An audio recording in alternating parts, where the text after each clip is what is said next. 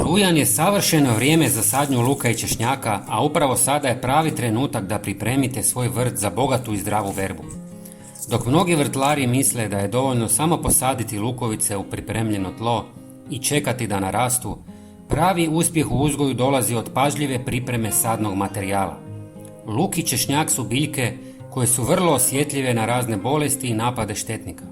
Ako zanemarimo dezinfekciju i odabir zdravih lukovica, lako se može dogoditi da usjev bude slab, a plodovi sitni i loše kvalitete. Zato je ovaj korak presudan kako bi urod bio snažan, zdrav i otporan. Prije nego što započnete, važno je temeljito pripremiti tlo. Jesen je odličan period jer je zemlja još uvijek topla, a biljke imaju dovoljno vremena da razviju korijen prije zime. Preporučuje se da tlo bude rahlo i bogato hranjenim tvarima, pa ga je dobro obogatiti kompostom ili stajskim gnojem. Tako ćete biljkama omogućiti dobar start i bolji prinos na proljeće. Sada ću vam pokazati 3 metode kako možete poboljšati sadni materijal i zaštititi ga. Demonstrirat ću na manjem uzorku, ali isti princip je i na većem. Prva metoda za pripremu lukovica je prirodna dezinfekcija pomoću pepela. U litru tople vode dodajte žlicu pepela i dobro promiješajte dok se svi minerali ne otope. Prijatelji, napišite mi u komentarima koje ste vi metode do sada koristili. Hvala vam! Lukovice se uranjaju u ovu otopinu na 10 minuta, nakon čega ih treba izvaditi i pustiti da se prirodno osuše. Pepeo nije samo sredstvo za dezinfekciju, nego i snažan izvor kalija, fosfora i drugih minerala koji potiču rast i čine biljke otpornijima. Ovaj jednostavan ekološki način pripreme stoljećima koriste iskusni vrtlari jer poboljšava kvalitetu uroda i jača prirodni imunitet biljaka. Drugi način uključuje upotrebu obične kuhinjske soli, koja je vrlo učinkovita u borbi protiv lukove muhe, grinja i drugih štetnika.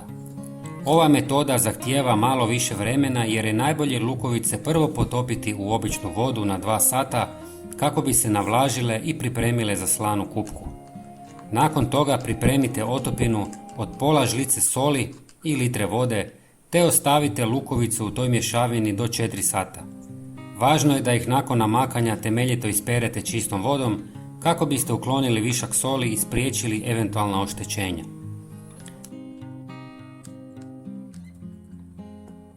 Treći način je korištenje sode bikarbone, poznatog prirodnog sredstva za dezinfekciju i zaštitu biljaka. U litru vode dodajte 1 žlicu sode bikarbone i u toj otopini potopite lukovice na pola sata. Soda bikarbona ne samo da uništava spore gljivice i bakterije, nego i poboljšava otpornost biljaka na bolesti tijekom rasta. Osim pripreme otopina, važno je pažljivo odabrati sadni materijal.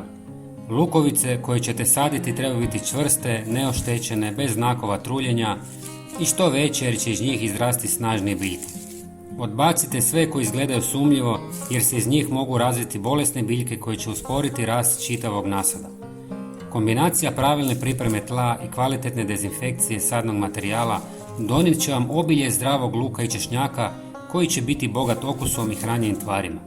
Ovi postupci su jednostavni, prirodni i dostupni svima, a razlika u urodu bit će više nego očita. Dragi prijatelji, nadam se da će vam ove metode pomoći da vaš vrt zasja punim sjajem. Ako vam se svidi ovaj sadržaj, podijelite ga sa svojim prijateljima i pretplatite se na kanal kako biste pratili još korisnih savjeta za vrtlarenje. Hvala vam na podršci i sretno u sadnji!